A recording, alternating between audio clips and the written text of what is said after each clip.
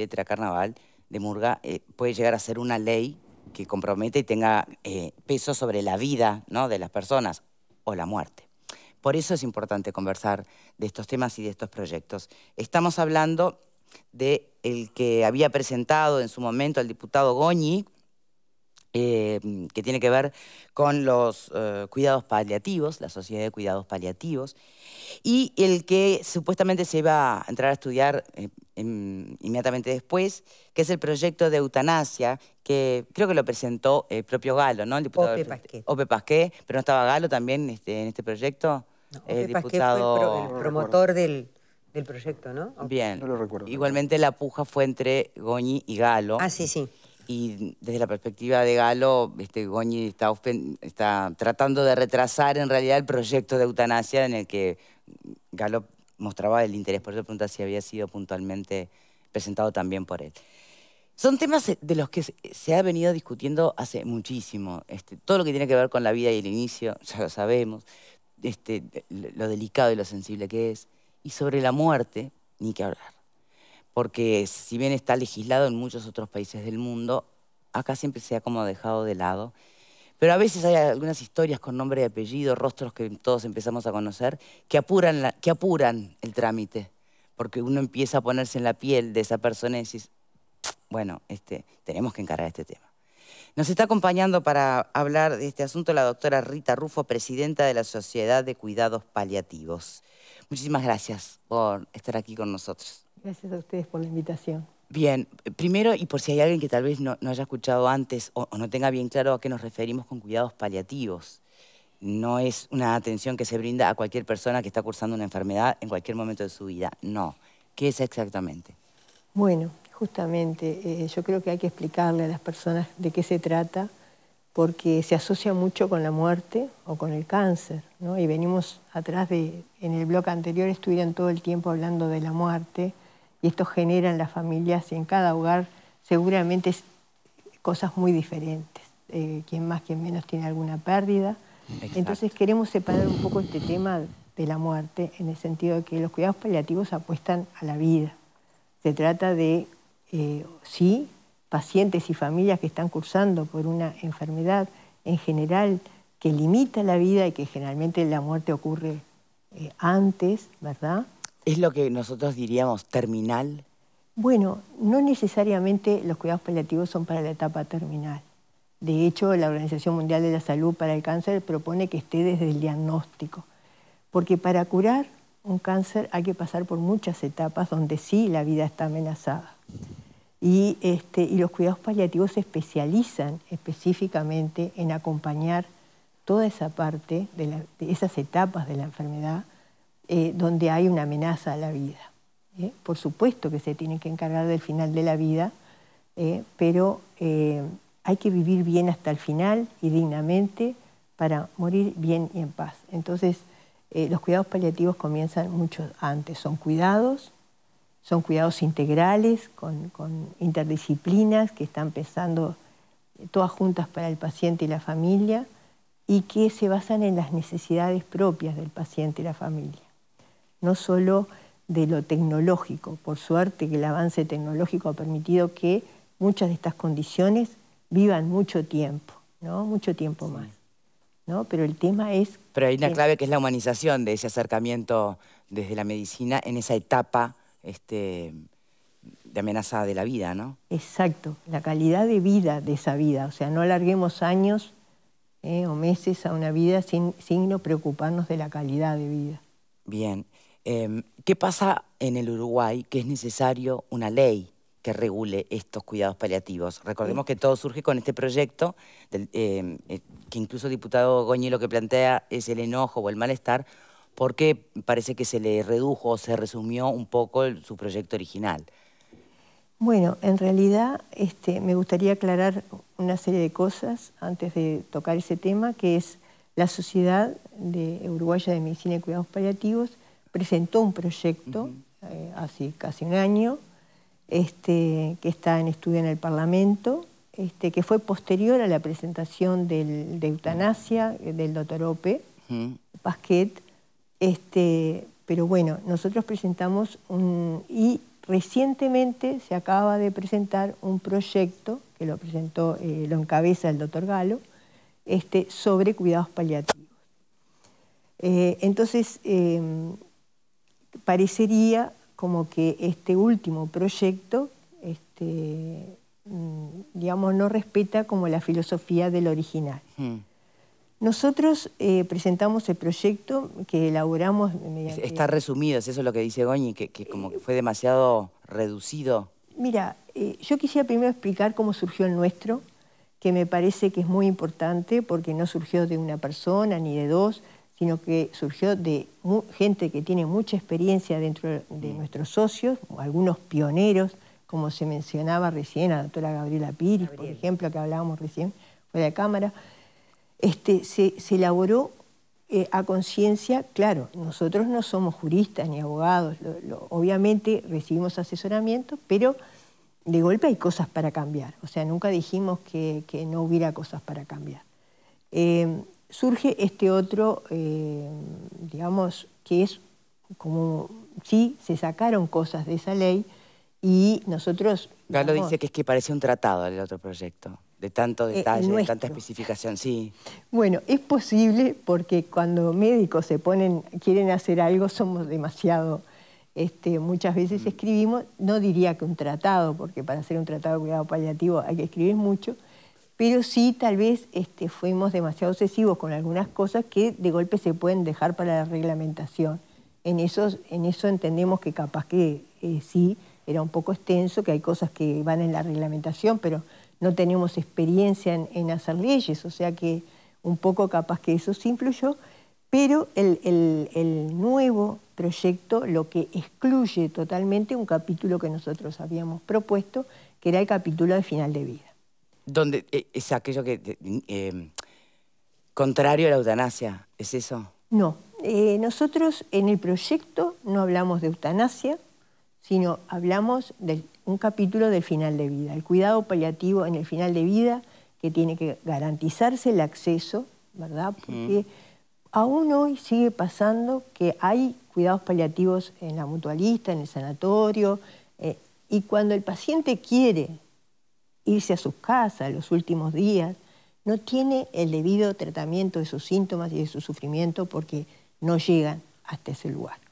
Entonces lo que nosotros queremos con esta ley es que todos tengan, porque vamos a entendernos, los cuidados paliativos no son una opción, no es hago un tratamiento o hago cuidados paliativos o hago esto o hago lo otro. Es un derecho de las personas. Nosotros lo que... Pero habló de mutualistas, ¿lo tienen también los hospitales públicos? Sí. ¿Cómo? ¿Lo tienen también los hospitales públicos? Bueno, es que ha crecido mucho en los últimos... la sociedad hoy está cumpliendo, en el mes de noviembre está cumpliendo 20 años. Se ha crecido mucho, hay muchos equipos, pero digamos que no es universal. O sea, no hay... digamos, esto que yo te contaba sigue siendo desparejo. O sea, de golpe tenemos un equipo muy formado, muy capacitado en una institución, pero cuando se va a su casa en Pando nomás, no tenemos un equipo que llegue hasta ahí y asegure los últimos días de un buen tratamiento de los síntomas. O sea que, y esto pasa, sigue pasando, o sea, no es una cosa que digamos no pasa. Entonces, ¿qué está pasando? O sea, aparte de reconocerlo como un derecho, hay que garantizarlo. Bien. Y pregunto, después ya abro el panel, esta puja que ocurrió a nivel parlamentario, donde el propio Galo instala la supuesta oposición entre el proyecto de cuidados paliativos y el de OPE de eutanasia. ¿Advierte usted una oposición allí? Es decir, recién decía, no, los cuidados paliativos no es una opción, es un derecho, fantástico.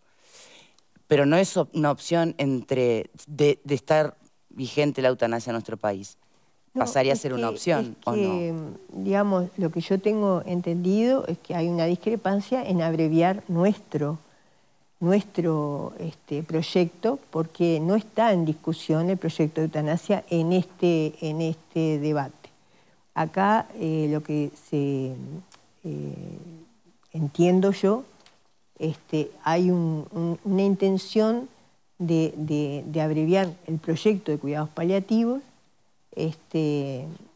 Y bueno, nosotros seguimos considerando como sociedad científica que nuestro proyecto puede tener cosas para modificar, pero tiene cosas muy importantes que no deberían sacarse, que no deberían borrarse.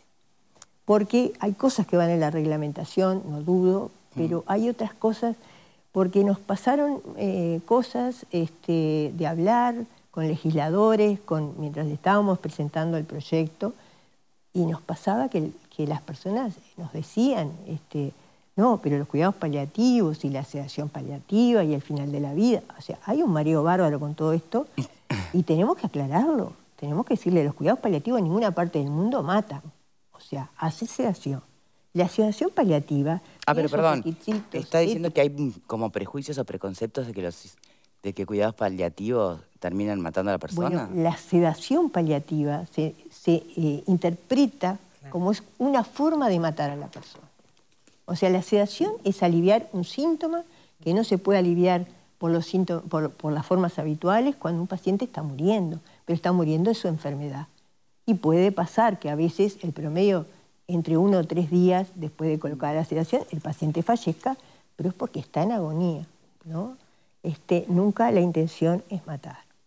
Entonces, dicho esto, de ahí surge la importancia de que quedara representada o transparentada esta forma de trabajar de los cuidados paliativos en una ley, ¿no? Porque queremos que se sepa lo que se hace de forma abierta, qué es lo que hace, que da tranquilidad. Y muchas veces nosotros apoyamos al teléfono, y apoyamos al teléfono a veces las madres, la familia, las madres porque yo me dedico a lo pediátrico, pero la familia llama desesperada de que no sabe qué hacer con un paciente terminal. Y no es solo ponerle una sedación. No, ni agarrarle la mano. No, por supuesto que no. Hay que saber acompañar a esa familia, poder saber decirle qué puede hacer. Bien, ahora, tal vez puede no contestarme si prefiere, ¿no? Y lo traslado al panel. Pero además creo que se entiende perfectamente el espíritu del cuidado paliativo, su necesidad de ponerlo en ley, de transparentar. ¿Qué opina usted de la eutanasia o el proyecto de eutanasia? Mi opinión, como representante de la Sociedad Uruguaya de Medicina y Cuidados Paliativos, no es válida. Nosotros acá representamos a una sociedad científica donde los socios, cada uno puede tener su opinión personal al respecto. Sí. Lo que yo puedo contestar es que en ninguna parte del mundo los cuidados paliativos hacen eutanasia. No, ya sé que no. La pregunta es qué opina usted sobre el proyecto de eutanasia. Lo que pasa es que el proyecto, en su momento lo dijimos como sociedad científica cuando nos consultaron, es un proyecto que defiende al médico cuando hace eutanasia. No está hecho desde el derecho de la persona, si se quiere interpretar como un derecho de ejercer su autonomía hasta el final. Entonces, ahí lo que nosotros... Bueno, pero para que se dé una eutanasia, según el proyecto y el sentido común, está la aprobación de la persona. O sea, que claro, sí está lo que pasa es que yo quiero garantías para esa persona que llega a eso, porque la persona... puede considerarse como un derecho, pero el proyecto me defiende al médico que lo hace, no me está hablando del derecho y las garantías que tiene esa persona.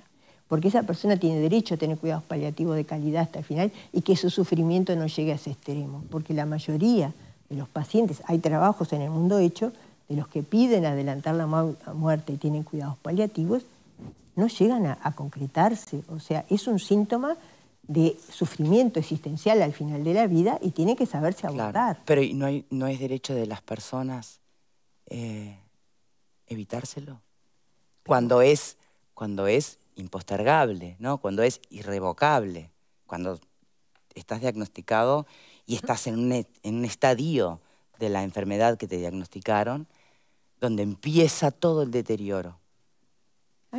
La sociedad nuestra ni siquiera sabe que hay voluntades anticipadas. O sea, que la persona puede dejar dicho, incluso estando en salud, para cuando en un momento no pueda expresar su opinión, puede dejar que no le prolonguen la vida inútilmente, ¿no? Puede dejar muchas cosas dichas y si el paciente está lúcido se le va a volver a preguntar. Lo que yo cuestiono es cuán libre puede ser una persona que está sufriendo y que no está siendo tratada con ese sufrimiento. O sea, ¿lo dejamos sufrir hasta el final? Bueno, claro, es una opción que la va a preferir a seguir sufriendo, pero que no pase eso. Opinar de estas cosas es tan delicado si no sos vos el que está en esa cama de hospital o en la de tu casa en las últimas horas, o si no sos vos la madre del niño que está en esa situación o del... Pero bueno, este es un programa de debate y estamos acá y porque además tenemos que opinar sobre las leyes que pretenden después también regirnos a todos, ¿no? Que no suponen la obligatoriedad de nada, pero que sí te dan el derecho a. Si dejemos de lado la puja parlamentaria, vamos a estos conceptos que son tan personales, Pepe. Sí, a mí me pareció relevante primero la pregunta que vos hiciste de por qué se necesita un marco regulatorio. Y está bien lo que planteas ahora de dejar las disputas parlamentarias, de qué proyecto va a quedar firme para su posterior aprobación. La pregunta es, ¿y hasta ahora bajo qué norma legal se ha manejado el tema? ¿Qué es lo más cercano a un marco regulatorio que ha tenido? Nosotros tenemos, por suerte, un programa nacional de cuidados paliativos del Ministerio, que dirigió mucho tiempo la doctora Gabriela Piris y ahora la doctora Adriana de la Valle, más recientemente, que han hecho muchos avances en el país, que incluso a finales del año pasado, si no me equivoco, surge una ordenanza de parte del Ministerio, ¿verdad? Donde es la normativa, digamos, más clara que tenemos en cuanto a cuidados paliativos. Lo que nosotros vemos que hasta ahora todo lo que se ha hecho no alcanza para que los cuidados sean universales, realmente. Entonces, para llegar de forma integrada y cuidada a atender a todas las personas que lo necesitan y considerarlo como un derecho de todas las personas, que ya la ley 18.335 lo menciona dentro de los derechos de la persona a la salud, el derecho a los cuidados paliativos, creemos nosotros que sería fundamental que las instituciones tuvieran una ley, digamos, de peso como reconocimiento. Porque una cosa que quiero aclarar es que una de las excusas que se habla mucho es que los cuidados paliativos son caros, que se precisa mucha plata para instalar cuidados paliativos. Hay ya trabajos internacionales y nacionales sobre la calidad de vida que se mejora en base a menor estadía en el hospital, menos estudios en una etapa donde ya no surgen efectos ni son necesarios. Entonces, hay un montón de cosas que no se ven cuando se habla de eso, ¿no? Y nosotros no estamos pidiendo más lugares, ni puestos, ni sueldos. Estamos pidiendo que se respete el derecho de la persona, ¿no? Que podemos ser cualquiera de nosotros. Estar cursando por esa situación y tener derecho a los cuidados paliativos, y eso no quiere decir que se esté muriendo la persona. Bien, Selva. Recién hablábamos de Gabriela Piris, la doctora. Yo tuve el honor de compartir su evolución en el Hospital Maciel cuando ella comienza a trabajar este tema hace como 15 años, en momentos que incluso en instituciones privadas no existía los cuidados paliativos. Sin embargo, en el Maciel se estructuraron. Y yo creo que el tema es sumamente delicado y es sumamente importante, porque no es solamente para la persona que está sufriendo, sino también para su entorno, para la propia familia, que obviamente es víctima de esa situación, ¿no? Del sufrimiento de su ser querido, ya sea un adulto, ya sea un niño. En el caso tuyo, que trabajas con niños, debe ser todavía más angustiante la situación. A mí me parece que sí, que hay que respetar el derecho a las personas a morir dignamente, si así se lo proponen, y reconozco que hay un hilo muy fino, muy delicado entre cómo la persona se siente, digamos, obligada a pedir, por ejemplo, un adelanto de su muerte mediante un apoyo médico, y y que esa persona que está sufriendo reciba de verdad cuidados paliativos suficientes como para prolongar su vida, pero en condiciones de menos sufrimiento. Es una línea, yo creo que sumamente delgada, porque francamente, como también es, yo no sé si es tan barato, no barato, la palabra no es la correcta, si es tan económico desarrollar una política de cuidados paliativos que sea eficiente y completa, porque a mí me parece que exige la participación de muchas disciplinas, desde psicólogos, asistentes sociales, no solamente el médico. Entonces, yo lo que he visto sí es que la ordenanza del Ministerio de Salud Pública, que exige que el Sistema Nacional Integrado de Salud provea a sus miembros de cuidados paliativos, no se cumple. Y yo creo que no se cumple precisamente por temas económicos, porque no hay suficiente dotación de recursos humanos para que ese servicio se maneje, sobre todo en el interior del país. Por lo menos hasta donde yo sé, los cuidados paliativos o los centros de cuidados paliativos se concentran mucho en Montevideo y en algunos casos son cuidados paliativos muy reducidos a lo que podría ser el enfermero, la doctora o el doctor y alguien más, pero no es la idea original que sea un equipo multidisciplinario y que atienda todo esto que tú decías muy bien, que es hasta el entorno, ¿no? Y a mí me parece que nada, que es para nuestro país sería un gran avance que esto se transformara en obligatorio, es decir, que realmente todas las instituciones tuvieran la obligación de prestar y de cumplir con esa prestación.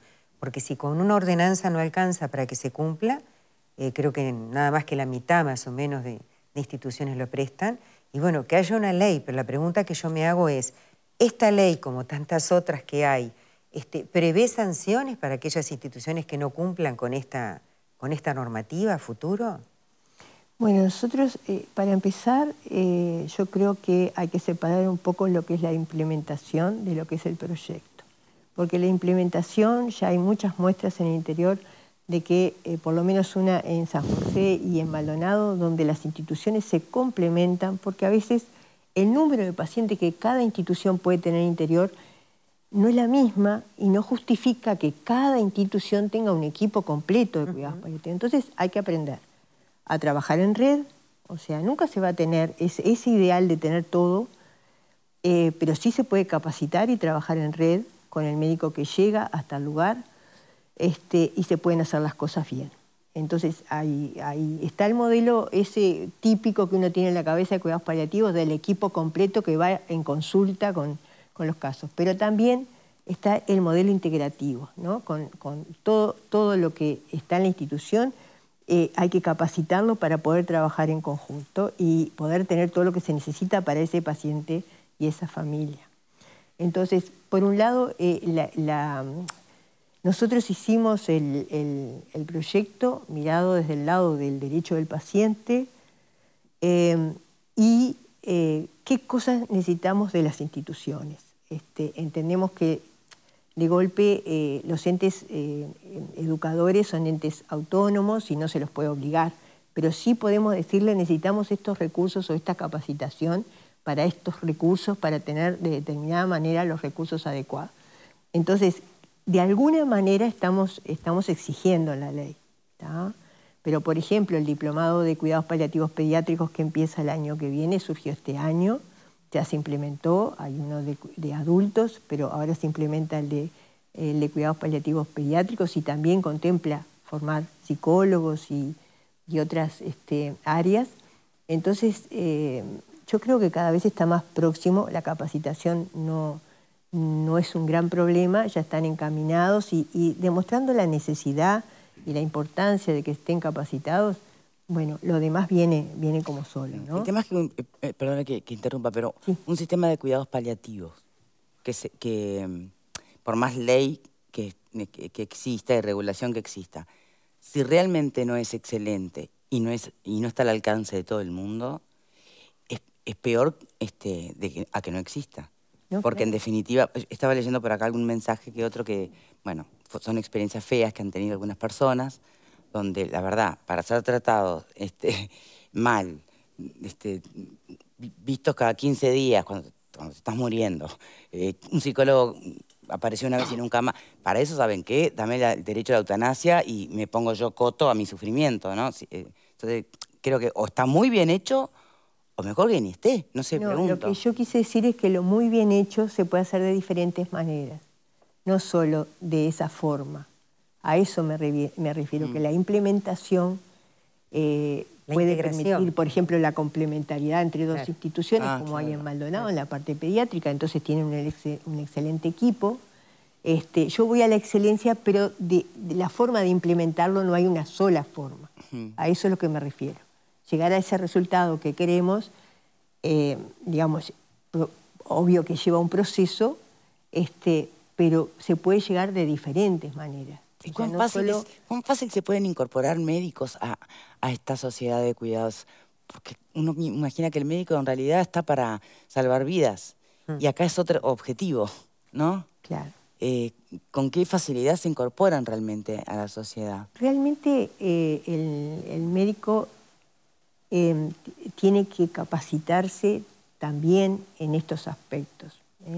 Yo creo que la medicina fue cambiando y ya no hablamos solo de salvar vidas, sino que el paciente tiene que saber cuidar, porque no hay ningún incurable que no sea incuidable. Y hay que saber cuidar. Ah, qué buena frase. Ningún incurable que sea incuidable. Exacto. Muy bien. Por acá. Bueno, hasta donde yo pude informarme, doctora, en las sociedades, en los países muy avanzados, coexisten los dos sistemas, el de cuidados paliativos y el de eutanasia. Me refiero que no son muchos los países en el mundo, pero fíjese qué países, ¿no? Canadá, Suiza, Luxemburgo, Bélgica, Holanda, España está tratando de entrar en todo esto. En donde funciona y funciona bien, por ejemplo, en el caso de Canadá, el 90% de los casos de eutanasia tuvieron previamente cuidados paliativos. O sea, coexisten o pueden coexistir los dos sistemas. Si vamos al Uruguay, yo lo que percibo desde afuera, desde la ignorancia de alguien que está afuera o lejos del mundo médico, pero sí cercano al mundo de la política, como que los defensores del proyecto de la eutanasia no han tenido ningún problema en impulsar y acompañar los proyectos de cuidados paliativos. Pero veo sí algunas reticencias a la inversa de gente que defiende solamente los cuidados paliativos y no reconoce el clamor, por lo menos de buena parte de la sociedad, de mucha gente, por lo menos de muchos que hemos vivido situaciones muy complejas. ¿Es un tema de sensibilidad católica, por ejemplo? Entonces yo creo que para superar este tema, voy por ahí, Victoria, yo creo que deberíamos empezar a zafar de las miradas extremadamente religiosas, extremadamente filosóficas, e ir a lo más importante que nos enseña la vida, que es la realidad, la gente. O sea, el televidente que nos está viendo, las experiencias de todos los que estamos acá, seguramente, si no fue un familiar muy cercano, alguien muy cercano a nosotros, pasó por una experiencia trágica y estuvo o al borde de la eutanasia o le practicaron la eutanasia a un familiar, o el familiar pidió la eutanasia. Entonces digo, si la realidad te demuestra que eso es un clamor y una necesidad, con las garantías del caso, con la voluntad del implicado, del paciente, en general en todos esos países que yo les mencioné, no es un médico solo que firma y autoriza la eutanasia, es un cuerpo de médicos con un doble o triple chequeo, o sea, se le da garantías a todo el proceso. Digo, me parece que hay que ahondar en ese tema, porque el tema de los cuidados paliativos, yo no creo que haya nadie en la sociedad que se vaya a oponer. El asunto se va a dar en lo que usted estaba mencionando. Ustedes, por el celo de su profesión, porque a veces los médicos son muy cuidadosos en los detalles, muy detallistas, capaz que redactaron una ley que se parece mucho más a una reglamentación de una ley que a una ley. Y eso ha generado algunas discusiones y algunos debates desagradables a nivel de las cámaras, porque hay un legislador que le acusa al otro de decir, bueno, vos ahora me lograste una reducción del proyecto porque tenés intereses en una mutualista, y el otro le contesta, bueno, pero ustedes quieren el curro de los cuidados paliativos. Perdone que le hable con esa honestidad, pero es lo que yo he escuchado en la plaza de las acusaciones cruzadas. Tenemos que salir de esa lógica e ir a la realidad, al clamor de la gente. ¿Qué es lo que le va a decir la gente en la calle? ¿Qué es lo que nos va a decir el televidente? Si a un familiar mío o a mí me pasa algo que compromete mi salud, yo quiero los cuidados paliativos. Y si en el final de la etapa los cuidados paliativos no resuelven mi problema, bueno, muchos vamos a decir, yo soy uno de los que voy a decir. No, tu problema no te los van a resolver. Eso es importante. Van a tratar de minimizarte los sufrimientos del problema. Van a minimizarte los sufrimientos y acelerar determinados procesos.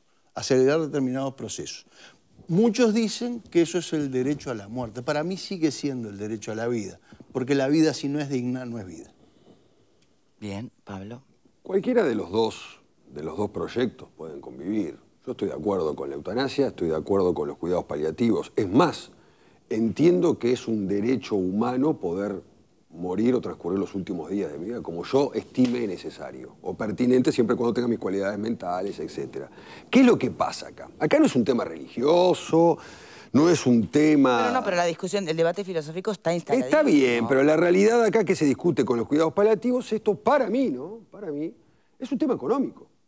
Esto es un tema económico. Usted se ríe, doctora, pero de repente es un tema... Tengo que reír, disculpe. Claro, pero es un tema económico. ¿Por qué? Porque si yo voy a reglamentar los cuidados paliativos mediante una ley, para que las sociedades, las mutualistas privadas, brinden ese servicio, le estoy ocasionando un costo. Y eso es una realidad. El negocio, la salud privada en este país es un negocio. Es un negocio. Las mutualistas viven del dinero que hacen de sus socios. Y es un negocio. Te puede gustar más, te puede gustar menos, pero esa es la realidad. ¿Y qué es lo que sucede aquí? Me parece a mí que hay diferente contraposición de intereses en cuales, si yo obligo a una mutualista a brindar determinado tipo de servicios, le voy a ocasionar un costo mayor. Es así. A ver, ¿qué pasa con la vieja discusión de los medicamentos que van en el Vademecum y que el Ministerio de Salud Pública los pone, etcétera, etcétera, y no pone tal o cual medicamentos y hay juicios cruzados de todo tipo? ¿Por qué es? Porque las mutualistas no brindan determinados medicamentos porque son muy costosos. Entonces, ¿de qué estamos hablando? De un negocio. No creo que nadie se oponga a que exista este tipo de cuidados paliativos reglamentados, siempre y cuando yo tenga interés en utilizarlos o no. Después podemos discutir de filosofía, de religión, de todo lo demás. Pero viene un poco por ahí la cosa. La pregunta es, hoy en día hay, si no me equivoco, unos 16.000 personas por año aproximadamente que necesitan de estos cuidados paliativos. Aproximadamente, todos los años, ¿verdad? ¿Cuánto es el costo para las mutualistas de poder brindar este servicio para esa cantidad de personas en caso de que este proyecto quede aprobado, aproximadamente? No tengo cifras. Lo que le puedo decir es que es una forma equivocada de razonar esto. ¿El que es un negocio la medicina? No es un negocio. Usted discúlpeme, pero no puedo compartir esa forma de pensar. No, yo tiene todo el derecho de pensarlo, pero en realidad, justamente, que usted me pregunte, mueren por año 30.000 personas en el Uruguay. Y si contamos las familias, son muchos más los que precisan cuidados paliativos. Porque los cuidados paliativos apuntan a la persona que está padeciendo la enfermedad y a la familia, ¿no? Y acompañan muchos duelos y muchas necesidades. Y en realidad, digamos, el que pasó realmente por una situación y convivió con los cuidados paliativos sabe lo que es. El que llegó sin cuidados paliativos al final sabe lo que es ver morir a un paciente, a un familiar con sufrimiento. Mire que yo solo se lo estoy discutiendo, ¿eh? Entonces, no se lo estoy discutiendo. Yo a lo que voy es que ver esto como un negocio es terrible, porque aparecería que los cuidados paliativos... Ojo, discúlpeme que la corrija. Yo le dije como un negocio. Le dije que para las sociedades médicas la medicina es un negocio. Bueno, pero capaz... Si no se explica que haya una sociedad médica que cobre un seguro privado 15.000 pesos por mes y haya otra sociedad que cobre Obviamente que los cuidados paliativos no o 50 o 60. No se pueden ofrecer como marketing, porque no es un marketing capaz de tener cuidados paliativos, pero realmente no es un negocio. Los cuidados paliativos no son un negocio, Los cuidados paliativos se deben hacer correctamente. Si los cuidados paliativos se hacen correctamente, se abastecen solos, porque a la institución le generan menos gastos, porque no va a estar el paciente oncológico con el último día muriéndose, haciéndose una quimioterapia. No va a estar aquel paciente que se está muriendo haciéndose una resonancia magnética el último día de su vida. O sea, no, el cuidado paliativo te garantiza el no encarnizamiento terapéutico, que fue un tema muy discutido, ¿no? Sí. ¿Hasta dónde seguís tratando de subsanar lo que no tiene remedio?